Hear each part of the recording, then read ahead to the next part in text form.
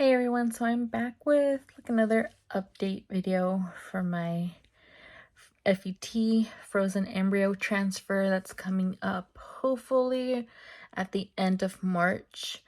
So I just got all of my medication, I got my flow chart, when do I start and all of that stuff. So I just wanted to go over more in detail this time around, what changed, what was different, because pretty much this is going to be our last frozen embryo transfer with this insurance, probably with this clinic, just because our cycle of the insurance that we have is already done with. Pretty much this is just the last portion of the insurance. So yeah, so like I said before in my last video, if this doesn't work out, we are planning to do IVF in India. We're probably gonna stay there for a while until we've pretty much finish everything, do everything. My husband is Punjabi, so he's from India, Punjab. So my father-in-law is over there, pretty much his family, part of his family's over there. And luckily my sister-in-law is probably gonna go over there as well and help me out with my niece. So yeah, so pretty much this is our final try, pretty much. Hopefully everything goes as planned with getting pregnant. But if it doesn't, then like I said, we're gonna go to India to do all of this because it's way cheaper than paying like 50 grand, 30 grand every time. So it's way cheaper in India, and they have really great doctors. Like, we already did research, and they're pretty much, their clinics and stuff like that are like almost 5 stars. So yeah, so this is pretty much my flow chart and stuff. I've been taking birth control for the past like probably month or so. Started in January. But this is pretty much the birth control that I'm taking, that they prescribed. As you can see right here, take tablet, and stuff like that. Dang. I don't take the bottom portion. I only take the active pills here. So I started a new pack yesterday. I finished the other pack, but I did not do the last green tablets. I went straight in with a new pack. So that's that currently. And then we start Lupron on March 1st. And I have all of the medication out today, but Lupron, we're going to be doing it for 21 days. We have 3 packs. Luckily, they're all for 21 days, pretty much. Pretty much most of the medication has to be frozen, or not frozen, like in the freezer, in the refrigerator. So Lupron looks like this. Literally, it's just small amount. As you can tell. Small amount. Use it once. Gonna be using 10 units of it. And with that Lupron, I will be using the insulin little syringes. They look like this, and I will be putting them 10 units right here. 10 units. Pretty easy. It has a really thin needle. It's super easy. I usually do it myself. This one, that's the only injection that I do myself because it's pretty easy. And then I inject it in my stomach fat, pretty much. And Lupron pretty much does is shut down your ovaries to not, pretty much shut them down, to prevent anything and stuff like that, just to shut them down. So yeah, Lupron will be for 21 days. The last day will be March 21st. So that will be the last Lupron injection. So also the last day for birth control pill will be March 5th. March 5th will be my last pill. That will be a Sunday. And then we're going to continue. And then first baseline appointment will be Thursday, March 9th at 10:15. We're going to be doing estrogen blood work and then an ultrasound to see if my ovaries shut down. I don't have any more like hormones in my body from my last FET and stuff like that. Also, all of these I will be, throughout the whole process, I will be taking my prenatals, and then I'm going to be taking my bromocriptine. This one right here. So I take half a pill every night.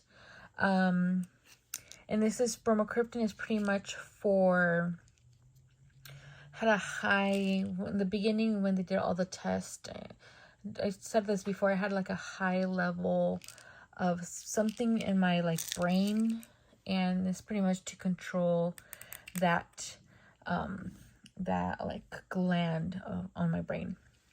Labatol is my high blood pressure pill, and it's this one. I take one in the morning and one in the evening, and it's pretty much 300 mg each one, so one in the morning and one at night. I do have high blood pressure and I can't control it that much, so they want to prevent any like miscarriages if I get pregnant and stuff like that. And then aspirin, baby aspirin 81 mg will be starting on the 10th, March 10th, and it goes through all throughout my pregnancy pretty much. So yeah, so that's pretty much that portion of it. And then on the 10th of March, I start my estrogen. That will be, I did this also last time, and it's an estrogen injection. This is pretty much, the green one is pretty much only Fridays and Tuesdays. So pretty much this is the estrogen here. Did this last time as well, and it's pretty much an oil. As you can see, it's like a really thick oil. This will be literally straight in my butt area. So you can see those are the big needles. This is to take out the oil, and then this is the injection, the needle injection, and then the syringe. So we're gonna be doing, let's see, we'll be doing 0.25 ml. They did change this last time. When I did my first one, they started off with 4 mg, meaning 20 ml, but it wasn't high enough, so they changed it on my first round. They changed it like midway, and that worked. So for this round, they started me off at 25 ml. So the estrogen oil will be continued pretty much throughout my pregnancy until the doctor tells me to stop. This is right there, continue if pregnant. So yes. Then another thing that will be starting also on the 10th of March will be the estrogen or estradiol supplements. These are suppositories. Pretty much I will be doing through, I can't even talk. I'm gonna put it through my vagina every night. This is also something new that they put. They did give it to me on my first transfer, when they saw that this one didn't do that much, and they gave me a bigger dose, and then they only gave me 4 supplements for this. Now this time around they gave me 16 supplements, I believe. Yeah, 16, and I'm gonna be using it only for 14 days. So as you can tell, it's gonna go all the way, and my last day for those will be the 23rd of March. And it's really important that they put this right here, because there's another vagina supplementary pill that I have to take that I'll show you later on, that starts on, when is this one? When that starts, that will start until the 25th of March, but I'll go in detail. But yes, pretty much they gave me this. This is like, if you have like any yeast infections, or it looks like a tampon, you put the pill here and then you shoot it down there. So it looks like this, pretty much. It's a little container. Has to be refrigerated. Yeah, so they look like this, and they look like little, pretty much like a bullet, like a big pill that you take, like I don't want to take it out because my hands are not that clean currently, so I don't want to ruin it. But yes, 16 of them, but they probably gave me extra just in case I have to take more. But I'll be starting off with 14 of them each night, one each night. So yes, so that will be each night, and the last day will be the 23rd of March. So we continue Lupron, we continue the estradiol supplementaries, we continue the estrogen oil. Then I go in on March 16th, just to do a blood draw, and it will be for my estrogen to see how that goes. I go in again on Monday the 20th to do lining check and blood work as well, to see how my lining is and stuff like that.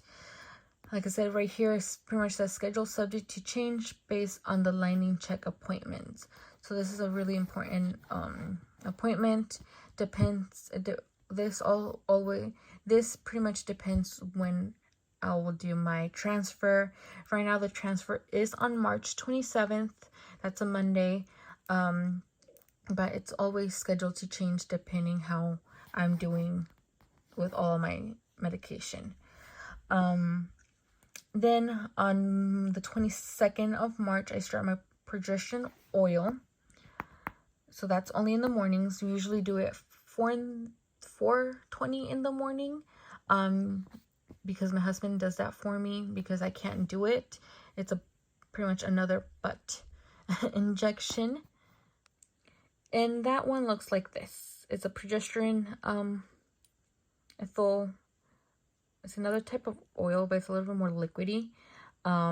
So I usually do this every day when I start it on the 22nd, every day until the doctor tells me to stop. If I get pregnant, I still continue it when I'm pregnant.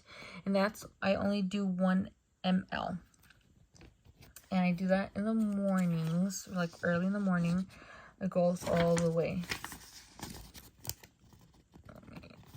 Show you, goes all the way. If I can continue it, goes all the way. So that's that, and it's literally the injections are the same. The big needle is the same as the estrogen oil. That day I also start this one, and this is the Citromax pill, 250 mg. I take it with food. I only do it for 6 days, and it's this white pill right here. And I did this also last time, but this time around they're white. The last time they were red. Just different manufacturer and brand. But yes, I do that for 6 days. And the point of this is for me to not get any infections or anything like that. So that pretty much helps with any infections and things like that. And then another pill that's new for me that will start the 23rd of March is this one right here, dexamethasone. I do for 5 days, and this one is brand new. I never used it. I pretty much never encounter it. Pretty much what I know about this pill is that it helps with it helps pretty much with blood. So I need to do a little bit of research, but it's pretty much what it said is for any inflammation, and it's a steroid. So that's another thing that the doctor added new, that she told me that she was going to add a type of steroid, and it's this one, and it will help with inflammation as well. So for the last day for those 2 pills will be on the 27th of March. Then on the 25th, I do a blood work, progesterone blood work. Then I start also the new supplementary my vagina supplementary, the combo estrogen progesterone supplement. Looks like this, same thing as the last one, the estrogen one. Same process and same everything. I do it at night before bedtime. I inject it like with like a tampon looking thing, and then same thing. They don't want me to mix up the estrogen and the estrogen progesterone ones, just because it will mess up the whole process. So that's why they pretty much wrote everything down and stuff like that. So that's another thing that I love about my clinic, that they write everything down, they color it so you don't get confused with it. And then pretty much if everything goes as planned in the lining check appointment, then the 27th of March will be transfer day. Same as last time. You go in with a full bladder. We went in at 8:30, and then everything was done at 9:30. I had that gap to drink more water because my bladder wasn't full, but literally I was so much of, it didn't hurt anything at all. I didn't feel anything. I was just more afraid of me peeing. I was afraid of peeing the doctor because it's literally, you need to pee. Like afterwards I laid down for like probably 5 minutes, not even, and I needed to go pee.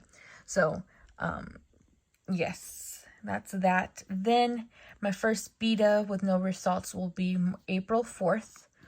And then the second beta will be April 6th. And they will give me the results in the afternoon. And if I'm pregnant, then I continue with all the medication. So that's pretty much my plan for this new FET, frozen embryo transfer. Some stuff changed and some stuff stayed the same. But yes, that's pretty much it. Hopefully everything goes by plan, and hopefully this time around we get pregnant. But if we don't, again, we're gonna go to India to do everything. We love our clinic and everything, but again, it's just not money wise, but I just want to try something new, because I don't want to be hearing the same thing over and over again, saying, oh, I don't know why you're not pregnant if everything looked great, or stuff like that. This time around with the frozen embryo transfer, they are going to be doing, I said this in my last video, they are going to be doing embryo glue with it. So they're going to be putting like a type of glue to help it stick, hopefully, if pretty much. But yeah, that's pretty much the difference between it, like some medications and stuff like that, and then the embryo glue. But yes, hopefully everything goes as planned. We know the gender of it, and it's a girl. Our last 2 embryos that we have left are both girls. So this one that we're doing is pretty much the highest, like the good / great embryo that they, you know how like they do, they grade it and stuff like that. It's an AB embryo. So hopefully it goes by plan. This time around also, I'm not nervous, I'm not stressed out, because I've been thinking about everything, and I just, if it goes, it goes. If not, it's not. It's pretty much God's plan. But yeah, it's also keeping me focused that I want to travel as well. We've been doing this for like 3 years almost, trying for 3 years, and it's just mentally and physically exhausting for me. And I need also a break. So if this doesn't work out, for sure I'm gonna take a break for a while. We are going to Mexico, Tijuana, Mexico on March 4th through the 8th. So we'll be taking some medication with me for my birthday, and then doing the transfer, and then We did have plans on going on the end of April and the beginning till the beginning of May to Canada to visit my sister-in-law and my father-in-law, but it all depends on the results. So yeah, so that's just keeping me straight, like, oh, I can travel, I will travel. It doesn't work. That's why I'm not stressing, because there's a lot of opportunities for me to get pregnant. So I'm being positive this time around. But yes, hope you guys enjoyed it. Please leave any comments if you have any comments. But yeah, I'll see you guys on my next one.